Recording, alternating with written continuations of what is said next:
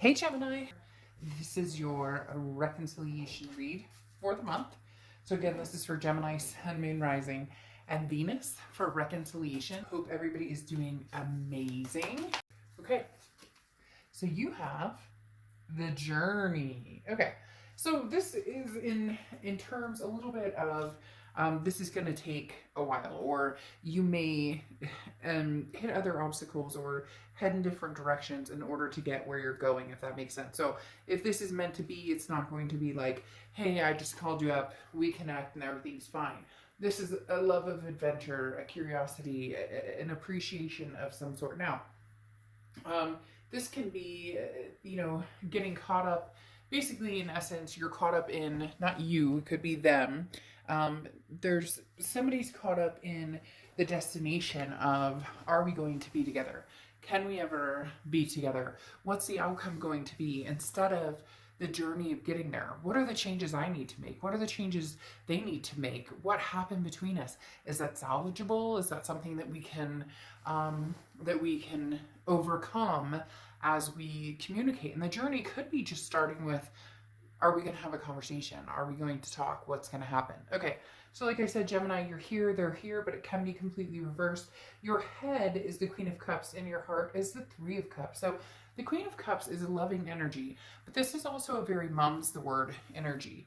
I always say this about the Queen of Cups because this is somebody who is, in your head, you're kind of like, if I was to get back together with this person, it would be something amazing that would have to come out of this, meaning they would have to bring something to the table that was irresistible. Now, I'm not saying that you're being unrealistic or that, you're expecting them to come in on hands and knees with bouquets of flowers or, whatever. I'm talking about, there's no need to rush here. There's no need to act hastily, but there is a need for those moments that I talked about, the past moments, to be talked about or to be acknowledged about, the pain or anything that's come between you guys. So the Queen of Cups is somebody who says, I'm quieting my mind and I'm finding peace and empathy towards the situation and challenges that, I faced with this person. So the Queen is saying, I could see myself possibly getting back together with this person, but on the other hand, I'm not rushing into anything because there does need to be solutions to problems that we had before. And when I say that mum's the word, the Queen of Cups is not somebody who's like, they text you and say hello, and you're like, Gemini, oh, you said hello, that means they love me. You're like, no. Saying hey or hello is not going to get my attention. Saying hi, I would like to have a conversation with you at some point would get my attention. So Gemini, you're very much looking for something with, validity in it, or something with a solid foundation. Now, you have the Three of Cups here in your heart, and the Three of Cups is celebration. Look, if it's this person, if it's somebody new, you're just, in your heart, you just want to be happy. You just want to love somebody. You just want to be loved. You want all of the above. You want your ex to be happy. You want to be happy. You've come to a place to accept the fact that if we can be together, great, and if we can't be together, okay, then that's just, it's not meant to be. But in the end, in your heart, what you really want is the right person, the right people, the right energies around you. Now, in their head and their heart, they have the Knight of Wands and the Ten of Swords. So in their head, they have the Knight of Wands. This is, I want to charge forward. I want to come towards you. I want to have a conversation. I want to make things right. I want things to be successful between the two of us. The Knight of Wands is somebody who's energetic, daring, persevering. In their head, this is how they see it, but in their heart, they're torn because they have the Ten of Swords, and the Ten of Swords is an ending, a tragedy, a loss. There's something very sticky here because it's almost as if they've done something here, or you have. Like I said, it can be reversed, but something happened here. And this person feels like maybe they don't have another chance with you because the Ten of Swords is, I'm devastated. Gemini doesn't want to talk to me. They don't want anything to do with me. What am I going to do now? How are we going to proceed from this now? I just assume it's over in my heart. Like in their heart, they're sitting here going, there's no chance Gemini would take me back, or there's no chance we could rekindle this. Now, the present is the Knight of Swords and the King of Cups for you. I find it interesting you have the Queen, and then you move to the King, which tells me there might be some communication coming in for you, because the Queen is very quiet, kind of waits to see what's happening. But the King is somebody who's like, okay, I'm listening, but void of any emotion. Well, not that it's not that the King of Cups can't be emotional. It's just that they don't ride on the heels of those emotions. So this person coming in, even if your gut is like, oh, all I want to do is hug him or her, all I want to do is just hear their voice, and I'm excited that we get to talk. Even if you're feeling that way, you know that there's more than meets the eye here. There's things that need to be discussed and things that need to happen before anything could come to fruition between the two of you.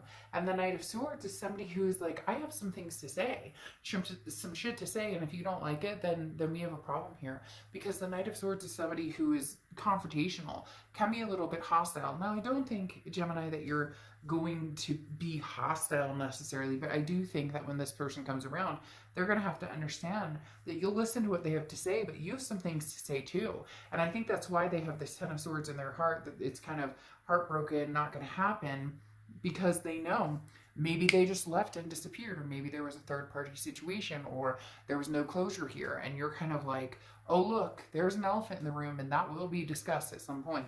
Now they have the Chariot card and the Six of Pentacles. The Chariot card is Cancer's card, so you could be dealing with a Cancer or have Cancer placements in your chart.